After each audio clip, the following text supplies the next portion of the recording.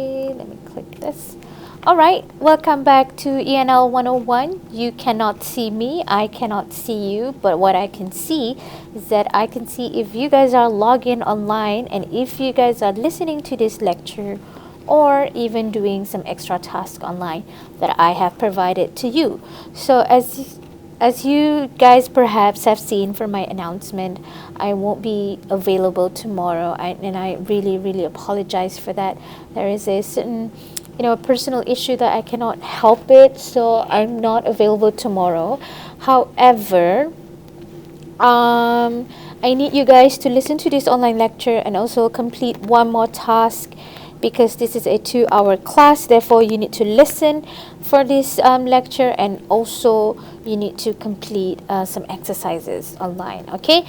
And I will check both tasks, and if you've done both tasks, then only I'm going to click, or I'm going to check your attendance. I'm going to take your attendance, and then only I'm going to consider that you are attending the class if you complete both tasks, okay? Right, so let's move into our class today. So what we're going to achieve in this online class is that I'll be talking about sentence errors, and in particular we'll be looking at fragment, run-on, and comma splice. So when we look at your essays, so these are some of the errors that we feel that students did the most. Therefore, we wanted to do a bit of like a reverse psychology, and then we wanted to teach you guys what not to do.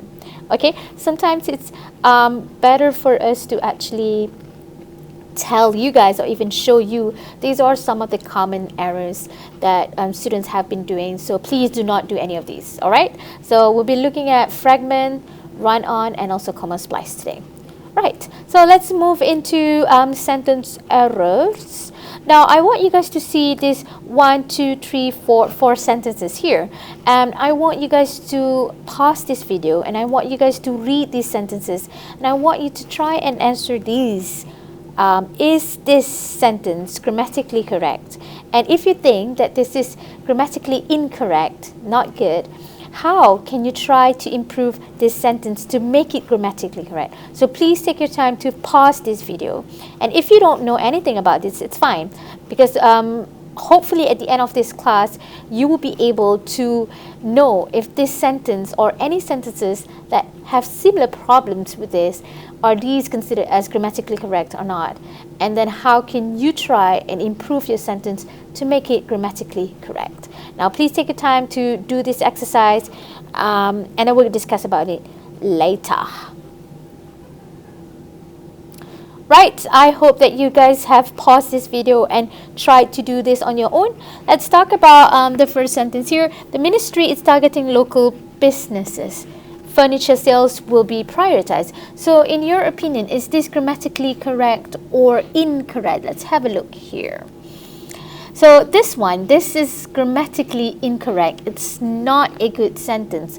Why is this not a good sentence? Because obviously that this sentence has two independent clauses. So we learn about clauses, we learn about independent clause, we learn about dependent clause when we are at the earliest stage of this course, when we learn about 3 different types of sentences. Am I right?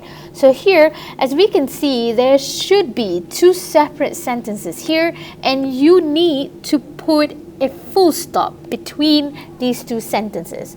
And this kind of problem is something that we call a run-on. Whenever I talk about run-on, I always try to imagine about you trying to run over the red lights, because you're supposed to stop, but instead of stopping at the red lights, you go ahead and go with it. So it's a problem going on there, and this is something that we call as run-on. So don't worry or don't be alarmed if you don't understand any of this, because hopefully at this lesson today we're going to talk more about run-on. Okay, right, let's take a look at the second sentence here. As a new month and a new year dawns for Malaysia. So here, do you think this is a complete sentence or not? This is actually not a complete sentence, because the reason why this is something that we call so here I don't do this. So here, this is something that we call fragment. This is not how you improve the sentence.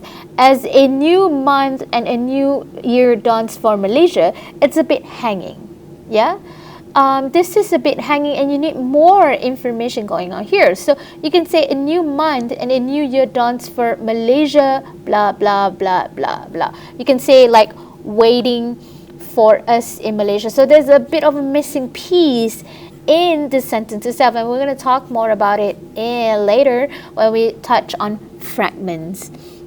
Let's take a look at sentence 3 now. Here we have the animals centipede across the savanna. Hunters chase them down. This is also incorrect because of the comma splice here. So this is a problem that we call comma splice. Comma splice is when you unnecessarily use comma.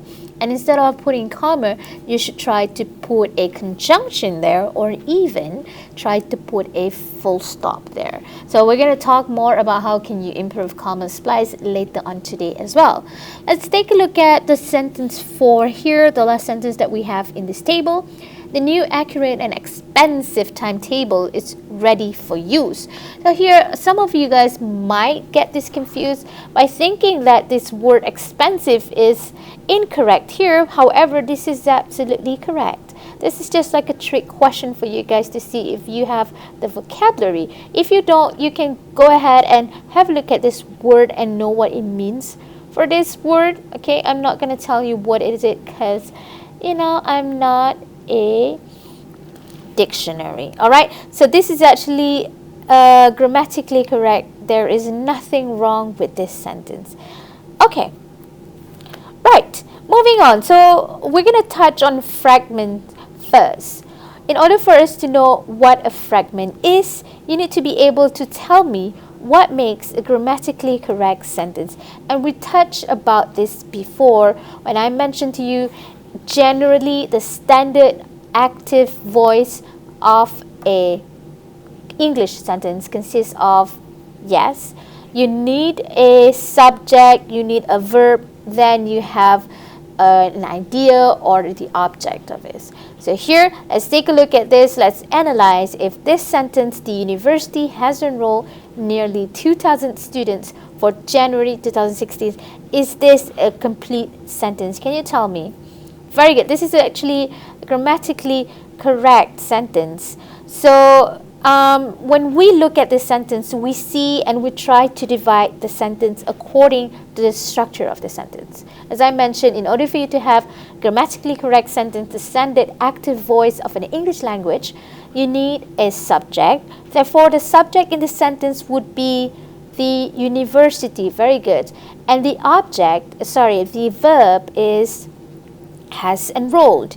Here we have two verbs here. We have the auxiliary or the helping verb and also the main verb enrolled here. Nearly 2,000 students for January 2016 is actually the idea of the sentence. All right. So let's analyze why is it grammatically correct. So number one, it's correct because it has complete meaning. What does it mean by complete meaning? So when it has complete meaning, you don't have to go and ask again for the person who's talking to you. So you don't need more information about it. Therefore, it does not leave any room for doubt from the speaker itself. And also, it does not require any more information for you to make it more clear.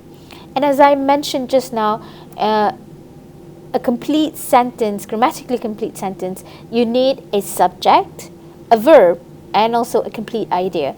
Therefore, this is a grammatically correct sentence, right? So when in doubt, always go back to the formula subject, verb, object, or idea. And think, does this sentence has all of these things, all right? But now let's have a look. What if you want to introduce a new idea or new word in the sentence? Okay, let's have a look at this example here. I think the university has enrolled nearly 2,000 students for January 2016. Do you think that this is a grammatically correct sentence? Yes, this is a grammatically correct sentence because when you say, I think the university has enrolled nearly 2,000 students for January 2016, that pretty much states it all.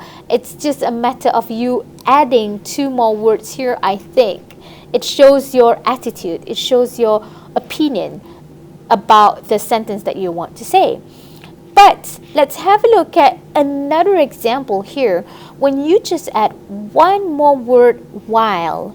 So even if you add one more word while the university has enrolled nearly 2,000 students for January 2016, do you think that this is grammatically correct?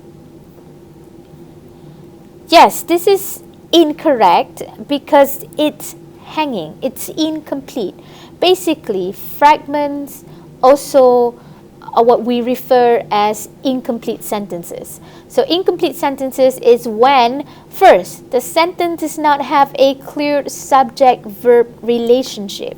2, the sentence is missing essential verb that makes it a whole. And 3, a sentence is subordinate to another sentence. Therefore, it's incomplete. We're going to have a look at here. Even though that you pretty much have the subject going on here, you have the verb, you also have the idea of the sentence. However, even when you add the conjunction while here, it makes it very good. This is something that we've learned before. It makes it become a dependent clause. So when it becomes a dependent clause, you need independent clause to make it complete. It cannot stand by itself. All right? Now let's take a look at the sentence fragments. Right. See, these two examples are some examples on why the sentence do not have a clear subject-verb agreement. Here, let's take a look at the first sentence, befriending new students in the course of our studies. This is incomplete. Why? You go back to the formula subject-verb-object. Here, befriending is a verb. Exactly. New students in the course is the idea of it. So what's basically missing here is the subject. In order for you to make it one complete sentence, you need a subject in front. All right. Now what about the second one here? Laksa on display at the Louvre. Right here, what's missing here? Can you go back to the subject, verb, object, or idea formula? What is missing here? What's missing here is the verb. So you need a verb. So here, where's the subject, where's the verb, and where's the idea of it? All right. Now, the second problem of fragment can occur if the sentence is missing an essential verb to make it as a whole. Here, oh gosh, clicking on it too fast. So here, Melissa standing in the eyes of the world, it's missing the verb here. So you need to have a verb. Melissa is standing in the eyes of the world. Sorry, excuse me. So here, just now I talked about verbs where you need auxiliary as a helping verb to help the main verb here, standing. So standing here is incomplete. You need a helping verb or auxiliary verb is to make it as a complete sentence. Yeah. What about this one? Lee as well as Marcus deciding on what to get for dinner. As we mentioned here, what's missing is the verb. So you tell me, where should you put the verb there? Okay. Right. Now, a sentence could be fragment as well if it's subordinate to another sentence. And this is an example of how, by adding certain words like conjunctions, it can make it into dependent clause, even though that you have another subject, you have verb, and also idea or the object of it, because you add certain words like although, it becomes dependent clause and becomes subordinate to another sentence. In other words, you need other independent clause to make it as a whole. So if you look at these words, okay, you look at this clause here, although red meat is bad for health, you need more clarification. You need to ask the speaker. You need to ask the person who's telling you about this red meat what more that you want to say about it. Yeah, so what is it good about? All right, the same goes to here as she walks through the field of roses. This is pretty much hanging because of the word as here. So here we have perfectly good subject. We have she, we have the verb walks here. Through the field of roses is the whole idea of the sentence. But because we add the word as here, therefore it becomes dependent clause. All right, so in order for you to make it a complete sentence, you need an independent clause to make it a whole. So when you found this sentence or this clause, as she walks through the field of roses, you need to ask more. So what is she doing while walking? Yeah, so these sentences are subordinated to another sentence, therefore it's incomplete. Also what we call as fragments. All right, now what I want you to do, I want you to please have a look at the slides that we have previously from 11 to 13, and I want you to try to make the sentences grammatically correct. I will create a discussion board, and then you have to post your answers on Blackboard in week 4's folder. All right, so I'll be looking forward to read your reconstruction of your sentences. All right, okay, let's move on to comma splices and run-ons. Right, so in order for you to understand comma splices and run-on, you have to understand, or you have to know these things. So what are these things? What do you call all of these? It's called punctuations. Very good. Now this is something that we call a comma. This is a period. This is a question mark. This is an exclamation point. This is quotation mark. This is hyphen. This is a colon. This is a semicolon. This is an apostrophe and parentheses. Yeah. So I've given you some all of these and where should you put it. So full stop, you put it at the end of a sentence to indicate that's the end of a sentence.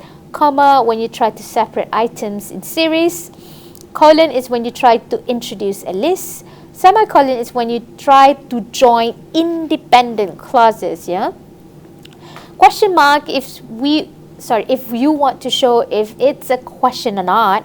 Hyphen is when you try to join words to indicate that they have combined meaning. Exclamation mark is when you try to show a bit of your emotion going on there. You might want to use exclamation mark. Apostrophe is when a letter or number has been left out. Slash is when you try to separate between letters, numbers, and words. Quotation mark is when to show that you try to say that somebody has said it. Round brackets is when you try to add some extra information to the sentence. This is a new one. Ellipsis is when you try to separate items in a series. So, right, these are what we call punctuations. Right, let's talk about run-ons now. Run-ons is when you have two independent clauses joined together in a sentence without any punctuations or conjunctions. Let's have a look at this example here. We bought nails, we bought a hammer. Obviously, this is like two separate sentences, or as I mentioned, independent clause can be one single sentence by itself. So here you can simply try to reconstruct this sentence by one. You can put a full stop here. We bought nails, full stop, and then you have to capitalize the W here because it's the first word, the first letter of the first word there. Therefore, you need to capitalize W. We bought a hammer, right? Or you can even put a semicolon here because these are two perfectly independent clauses. You can join them by putting in semicolon. Or you can even just simply put a conjunction to combine these two clauses. Do you get it? Yes. Let's talk about comma splice now. Comma splices is when inappropriately you try to join two independent clauses by using a comma. Let's take a look at this sentence here. I love the Netflix series You. It's got a very handsome psychopath as the lead role. Here, where is the problem? The problem is the comma here. So instead of putting in comma, what you should put really is just a full stop, right? So how can you reconstruct this sentence to make it grammatically correct? It's by saying I love the Netflix series, comma, You, and full stop. And don't forget to capitalize I here, because it's the first letter of the first word. It's got a very handsome psychopath as the lead role. Have you watched this, You? You should watch it. It's very good. There's 3 seasons already, but it's good. To be honest, the second season, it's a bit... yeah, we're waiting for the third one, but the second is a bit... But have a look at the Netflix series. But yeah.